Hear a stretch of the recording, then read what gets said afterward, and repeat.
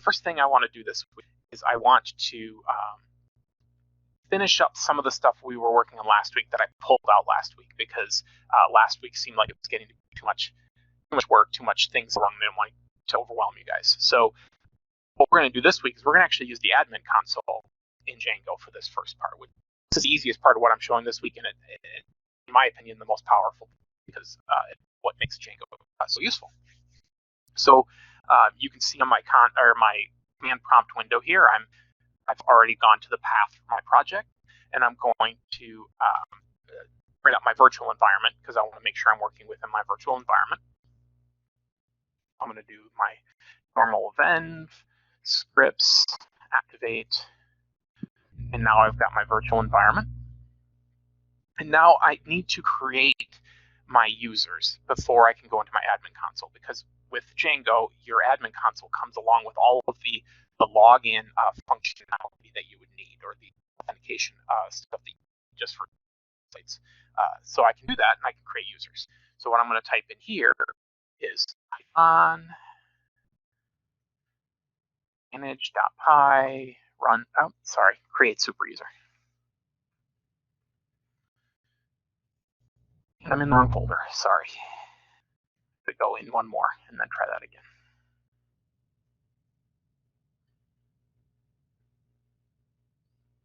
Don't have me now.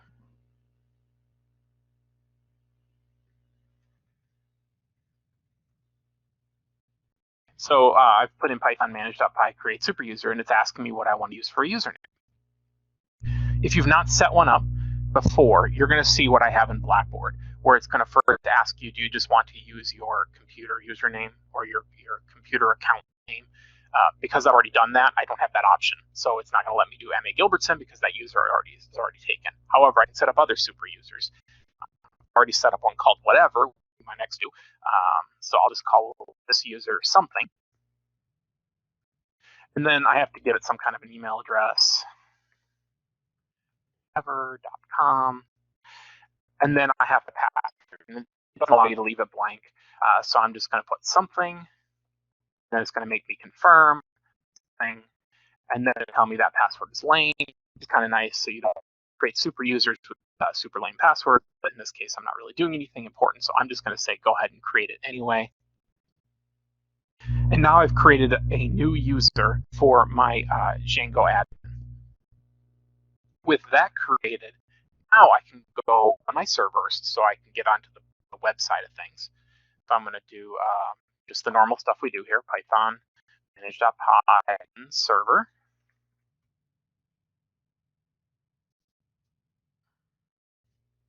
Okay, so my server's running, and then I can navigate to localhost 8000/admin browser here.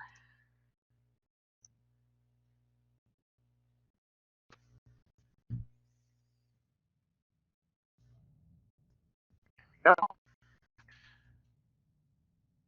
And you won't see this the first time, so I'm going to go here and go to, this is what you'll see the first time, because it won't have cached your login. So you go to the link for the localhost 8000/admin, and it's going to ask you to log in. And you can log in with your new user that you just created. I'm going to call it something and something. Now once you're logged in, you have an admin console view of your site or your project, or whatever you want to call it. And it just comes along with the standard stuff first. So here you can see I've got groups and I've got users, and I don't really have any groups set up, and we're not going to get into that in this demo. But I do have users set up. And you can see I have that original user I made, which was my computer account name. And then I created the one just now called something, and I created the other one called whatever. So these are all super users for my site, which is nice. I could create more users from this console. I wouldn't have to do it from command prompt anymore. I can manage my users, remove my users, etc. So I have all that functionality here within a nice GUI, as opposed to trying to do it within the command prompt, which is nice because command prompt is sometimes challenging. So I've got that functionality there. But what I really want is I want to be able to manage my to-do app, the one we started last week. I want to be able to make changes there. And it's not too difficult to get that to show up here. We've already got the models made. We've already got it functional and in the database. Now we just need to bring it to the admin console. So we need to make one adjustment here. I need to go into my admin.py file right here. And I've already got it in here, but I commented it out so you could see what it would look like without it. You have to do this from models, import to do, to make sure, or to do item, so it knows the model that you want to bring to the site. And then I have to register it. So admin.site.register to do item. Now if I save this, my server is going to automatically recognize that I saved it and update. And then when I refresh my page here, I will get my new to-do items showing here. So this wasn't here before, I was on the wrong page. But I have my users and groups before, and now I have a to-do items section. I can directly edit my database items here. Again, much easier to deal with than having to do it through the command prompt. And I can do anything I wouldn't want to do with a database.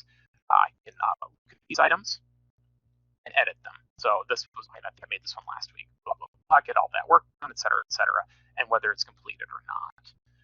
I could delete it here.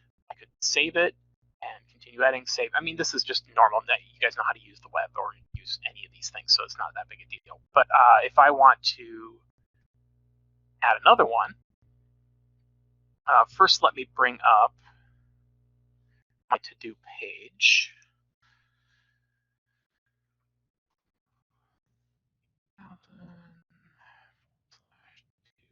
Hopefully I haven't broken this. Okay, so this is still here. This is what we had, I think, last week. I'm going to add another one here just to show that it's going to immediately update it here. So I'm going to add it from the add console. You can see a button here, add to do item. And it doesn't really matter what I put in here, just showing it working. And nice that I get this kind of functionality, so I don't have to even type in my dates. So let's say I created it on the 8th. This exact moment, and I'm going to do demo, and I'm going to give it a due date today, right now, because I got to get it done. And then I can save that, and it will commit that change to the database. And then if I come over to my page and refresh it, it's going to immediately show up because it's going to pull it from the database table. Really nice functionality to be able to do those kinds of changes. You'll want to get comfortable with the admin console if you ever go into more advanced Django stuff, because the larger your site gets, the more confusing it gets to try to deal with in the command prompt. That part is pretty straightforward, so I don't expect you'll have too much issue with that. But it's kind of nice to have that available to you without having to build it all yourself. So the next thing is now moving on to the new stuff that I wanted to do from this week, and this is where things might get a little hairy because I've been messing around with my demo. So we've created we've created a project, we've created apps, we've output some data. That's not really how a lot of people use the web. We want visual, right? So I want to be having a chart to the web, something that can automatically update from my database, so someone can see information in my browser in near real time. So you know, on the back end, maybe you're a company where you've got an active database that's constantly being updated with new information, and you want to be able to, let's say, bring up dashboards for the executives about information in that database. You could set something up where page reads the database, automatically brings that information up on a graph, so your executives can very quickly see how things are going, something of that nature. And there's a lot of common uses for charting. That's one that just comes to mind first. So the first thing I'm going to do is create a simple chart using Plotly. Now things got a little convoluted here, or a little bit. The first chart I'm going to show now is actually going to have a skin of boba, which I'm going to introduce in the last part of the topic.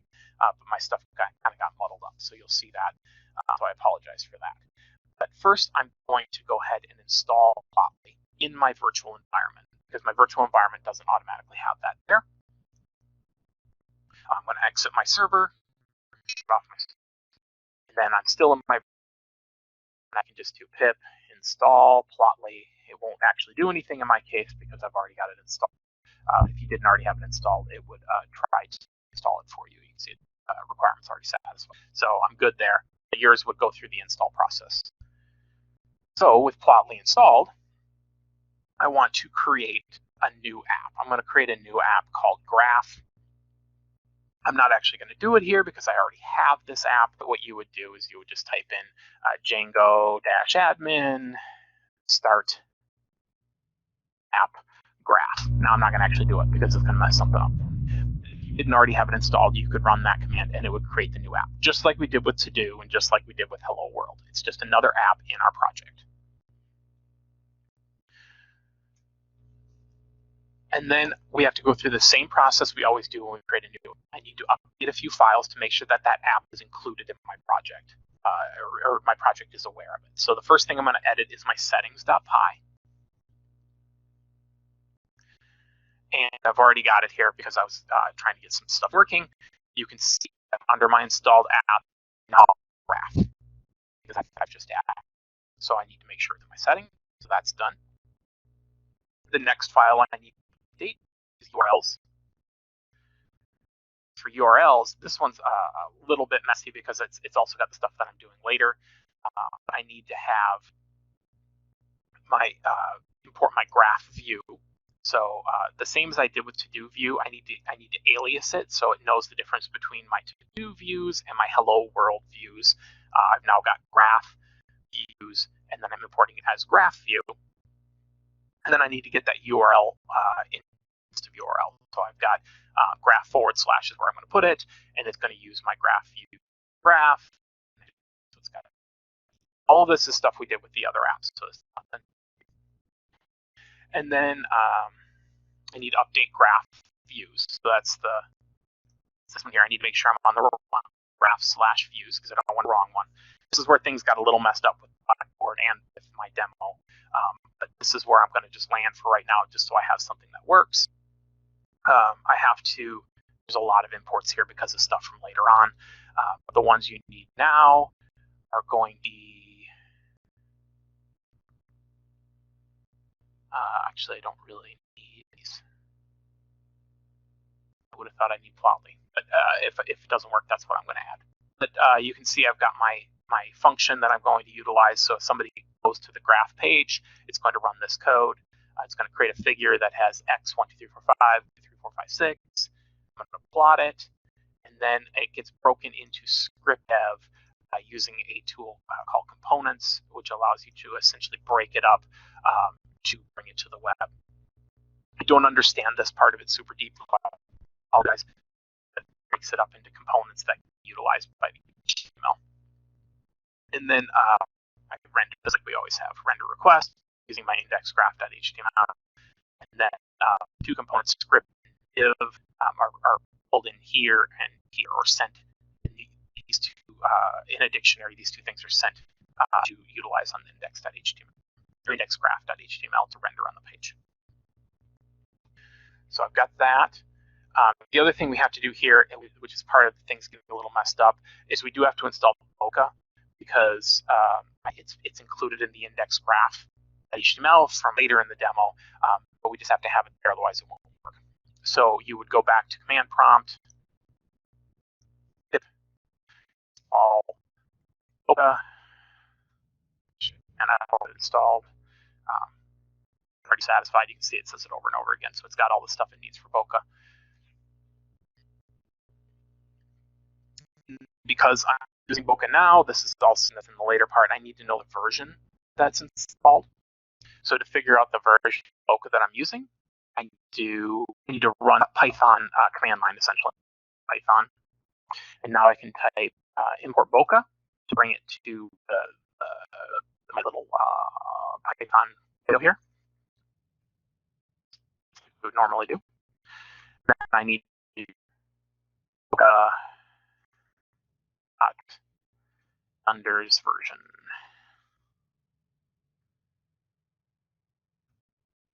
And it tells me my Bokeh version is 2.2, which is what I expect you would have because I didn't install this that long ago. You need to have this version correct because when you use Bokeh, it actually goes out to a web location and pulls down a whole bunch of code that Bokeh utilizes, and it needs to have matching versions to give you the right code. So I know my version is 2.2.3. I put that in my pocket because I'm going to need it here in a minute. And then I exit. Oops. more. Okay, now I need to update that index graph HTML that I'm referring to here. And this is why I need Bokeh, because this is the script I use later on, and I'm just reusing it. With Bokeh, I pulls in these two CDNs, and I need to make sure that the card here has the right version. So you can see it says 2.2.3, 2.3.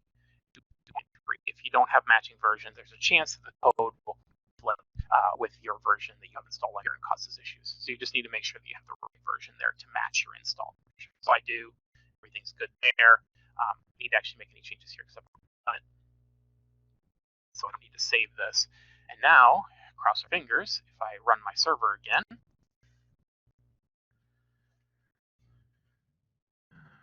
I think so.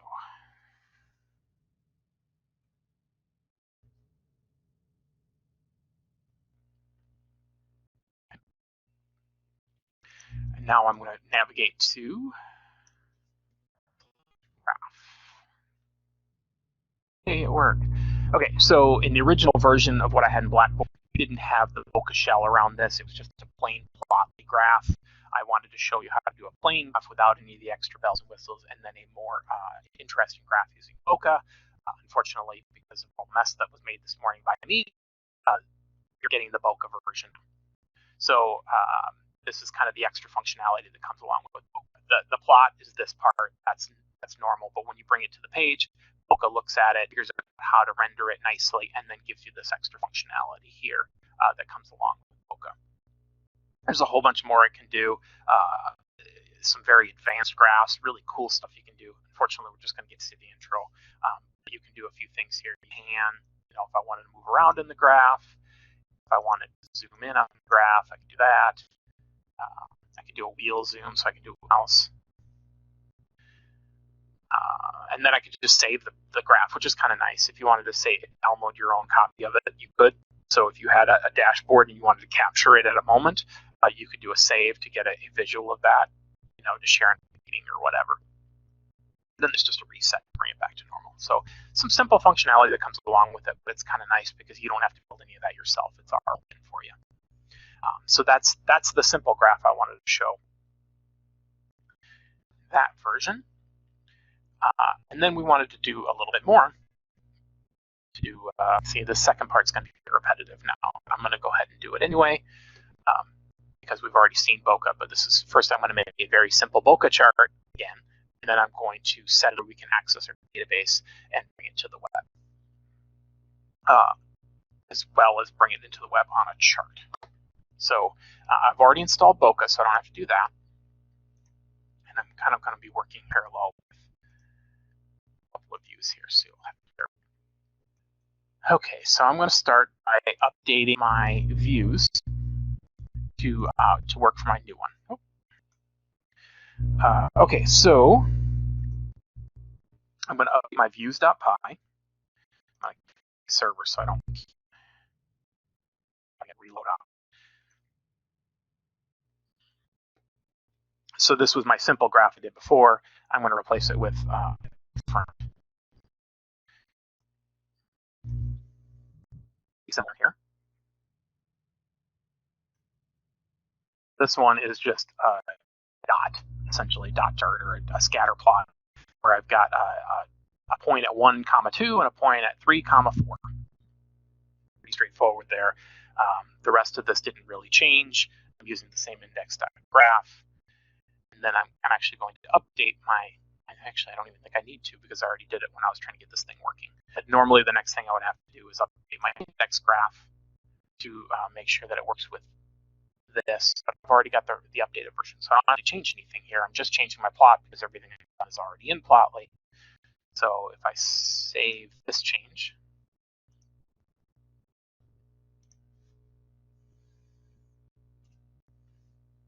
run my server again, I'll do here team views. Yep. Oh, haha.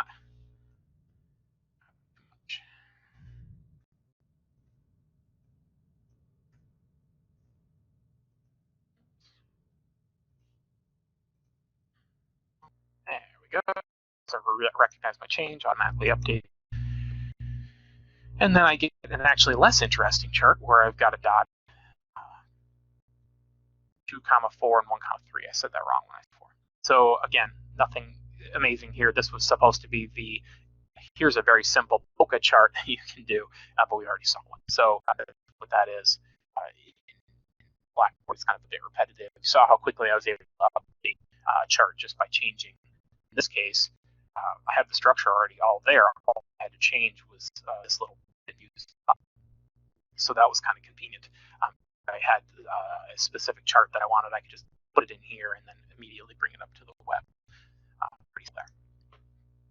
But again, it was supposed to be the intro to Bokeh, but we already had it. So now that we've introduced Bokeh twice, let's create a new model so we can load some data into our database, and then database information can then be rendered on the using pandas, because we learned pandas this semester, so we may take advantage of it. Now, some of this, again, I've already got created, so I'm going to recreate it and show you as I through. I'm going to create a class in my models, which is right here. What I'm going to be looking at is bestsellers on Amazon. It's the top 50 books on Amazon each year from 2010 to 2019. Kind of a cool data set to look at and see some different things. And I thought we'll load that up. It's a fairly long data set, so we're not going to obviously put it into the command prompt line by line. I'll show you how to import it, but kind of cool, and you can create some neat charts with it. So what I'm setting up in my models.py, make sure you're in the correct models.py. So you can see I'm graph models.py. I have to import models. I think that's already there by default. Here's my class. I'm going to have book name, author, average user rating, review count, price, year, and genre. I think if you go to the original data set on the Kaggle page, I pulled out a few things that we just didn't need to mess with. But if you wanted to look at it, I have a link out in Blackboard for it. If you want to look at the whole thing, I simplified it a little bit because there was just stuff in there we didn't care about for this demonstration. But the actual CSV file you'll need to download is there. I've got my model created. Once you get your model created, your models.py file updated, saved, remember you have to go to command prompt and you do the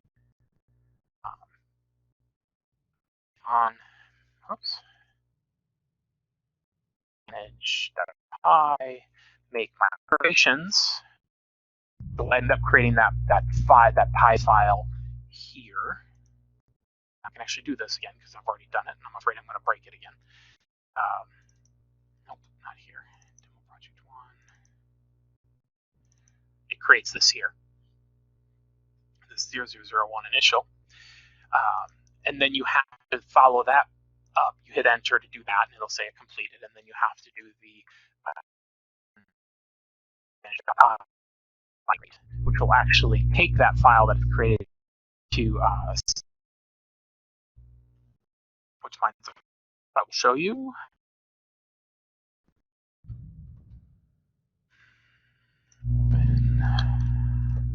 One of the few things I don't like about this is it always takes you to that documents folder instead of where you were last.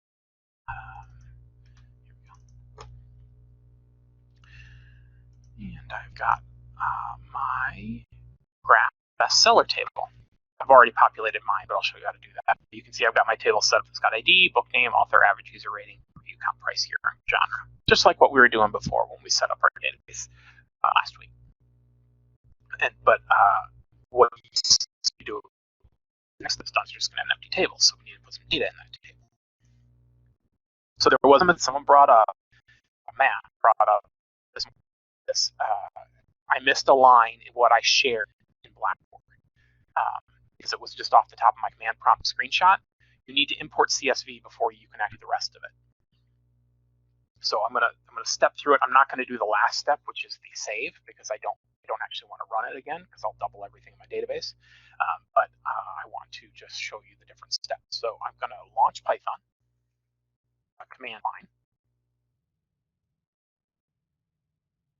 and then I would have to do import CSV, because what I'm going to do is I'm going to import that CSV. So I need the module.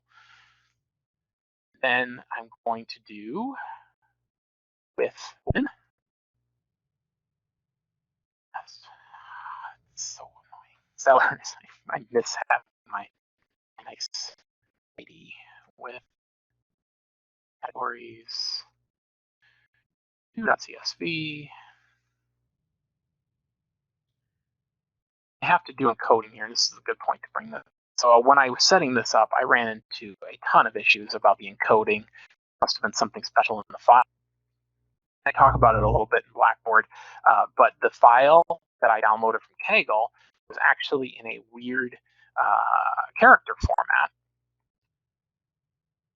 that that Python on my command line didn't recognize. So I had to first figure out the encoding, and I'll show you that here. Something nice about Notepad++ is if I bring in a CSV file here, it's actually down here on the bottom right. It tells me the encoding that it believes the file has. So you don't do the lebom, L-E-B-O-M, but it's UCS-2. If Python read that, I could put in the encoding UCS-2. I tried that. Python said, that's not a valid encoding, or I don't recognize that encoding, or something of that nature. So I had to actually Google, who's our friend, of course, and found out that UTF-16 is essentially UCS2. So in this case, I would utilize UTF-16 to get my stuff in correctly, and that's what you'll have to do as well. And then I'm going to, it's like we always do when we bring in CSV files, I'm going to cast it with a name, or alias it with a name. What did I do there? Open. Yep, I forgot my. Oh. And then I'm going to create a variable called reader.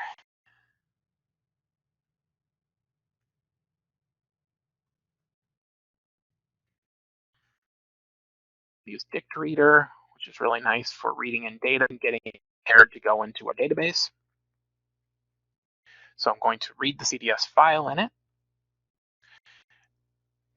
Oh, goodness gracious.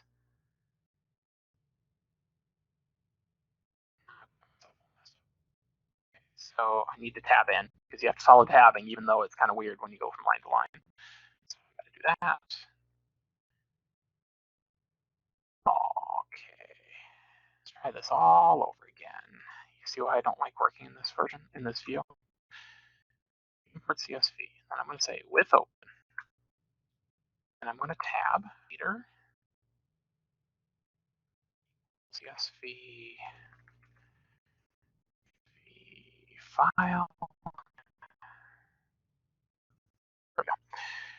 And I'm going to say for row in reader. So it's going to step through reader by row.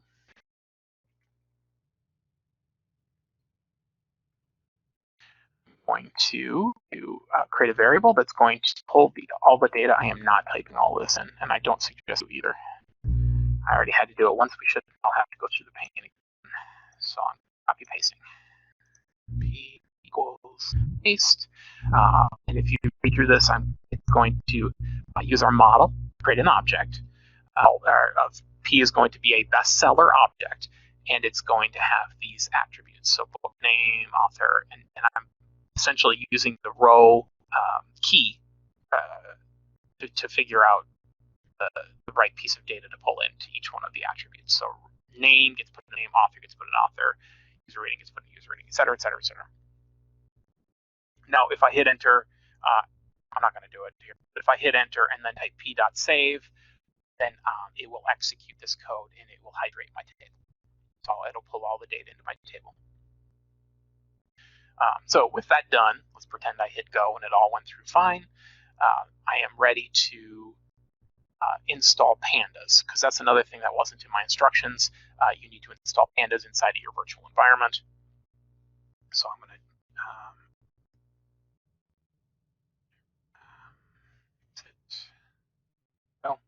so pip install pandas. This one can take it because it is a rather large library, but mine's already installed, so I don't have to.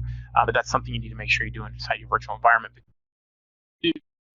is we are going to bring that data from our database into a pandas data frame, and then use that to set up our graph. So with the database loaded, I'm ready to go back into my files and start making my edits so I can bring it to my project pages. So I'm over here. I'm going to start editing URLs.py. Now unfortunately, this is my lack of front-end experience. I was having issues where my graph page is interfering with my other pages, and I'm not sure why. So I'm going to just kill that, so that page will not work for the time being. I'm going to uncomment these out. You would just have to pull what I have in Blackboard into your views.py. Now I've got a DB data page, I've got a pandas frame page, I've got a DF graph, and I just wanted to show you kind of how these things looked, some of the stuff you can do for viewing this stuff on the web. So I got that done. And then I have to edit my views.py, and want to make sure it's the correct views.py. Save this. Graph views.py. This time I'm going to, I think I have all of this already here. Again, you pull what's in Blackboard in, do this. I just have to comment this and uncomment everything else. It's plain because I disabled that page.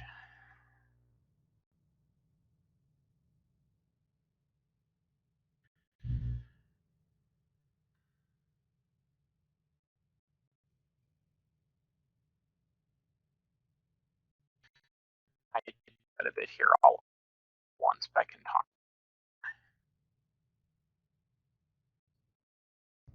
So these are the 3 different pages that I'm going to set using. This first one is just going to output all the data in the table. That's the same thing we were doing to-do list. So you can see I pull all the objects and then put them into a variable called output, and then I just kick that value out my page. Nothing surprising there. The second one's kind of nice because it gets into a table view, much nicer to look at. So to that, I'll show you the index.html that I use there. But you can see I've created a variable, again, where I'm pulling all the objects in. I'm creating a data frame using our pandas functionality, and it's going to pull all of the information input loaded into a frame. And then I'm going to drop a state column that I don't like, so dropping that column. And then I'm going to convert it to HTML. This is where it takes my data frame view and turns it into something that can be displayed well on the web, assigning it to that variable, and then I'm kicking that out to my page, or making that available for a request. So that's that one. And then this is the one where we're actually creating our new graph. So very similar, again, kind of repetitive here. Obviously, I wouldn't have to do this 3 times. I guess I would, because it would only call one of them. But again, objects called output, creating that data frame again, dropping that column again, and then using column data source as a variable. This is how I can convert from a data frame into a plot. I had to look that one up myself, actually. And then just creating a chart, essentially, data. So its review count is on X, year. These are the 2 things I decided to load in to the chart that I'm showing. Using the source, setting my size and my color just for some visual. And then the same as before, I'm breaking it into components to put on the web. I'm just doing the same thing I did with my original scripts and divs. That's all the stuff that I'm updating in views.py. And then I need to create my 3 index underscore graphs all in my graph templates folder. If I already got them, obviously, because I had to go through all this, but I'm in my graph folder, and then I go into templates, and you can see got 3 at once. It does. So index graph 2, again, very similar to what we saw with the to-do app. I'm just doing a for loop and grabbing all of the different attributes and just, I didn't even finish this entirely. I don't like this. My labels aren't great, but I would improve my labels. This is demonstrative, whatever you want to say, of the pulling the different attributes. I just use the same code I used for the other one, and I apologize. It's not cool. But that's what we'll display for that one. Graph 3 is going to give me me that table view. I had to look up how to do this, but I just changed the title. And then in the body, I have my HTML frame. I have to put the safe here because otherwise it just it doesn't display correctly. And then in my div, I just display my HTML frame because my frame has already been converted into HTML, so there's no real formatting change necessary there. And then in my last one, this is going to look really familiar because it's like what we did before. I dumped the second one. I was importing Boca because it was causing me issues, but I've got the divs and the scripts. So those are all the different things I'm changing. Save all on that. And if I didn't break something, let's see what it looks like. Not pandas. Python.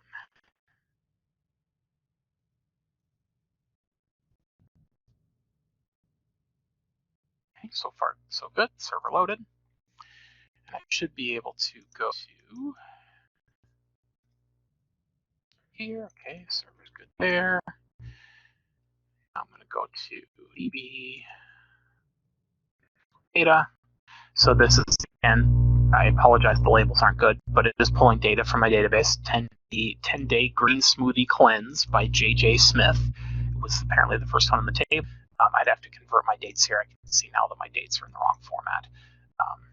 But I'm basically pulling data from my database that way.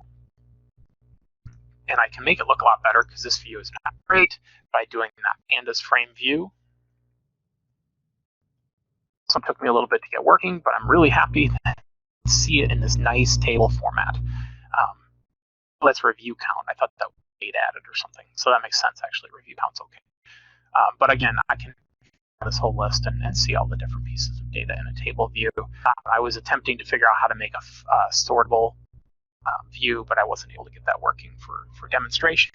That would be the next thing I would do because obviously this is a very large table. So if somebody wanted to look at it in a certain order, they could sort the columns.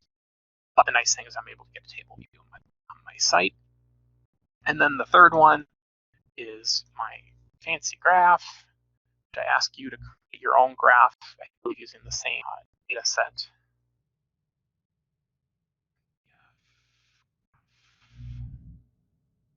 And so I just chose this view. Thought it looked kind of neat. But this is the year and then the review counts for the different 50 top sellers. I thought this was a little interesting because you see, if you were to put a best fit line over this, you would probably see that, you would see that each year the top 50 books actually have more reviews on average among them. I thought that was kind of interesting. Okay, so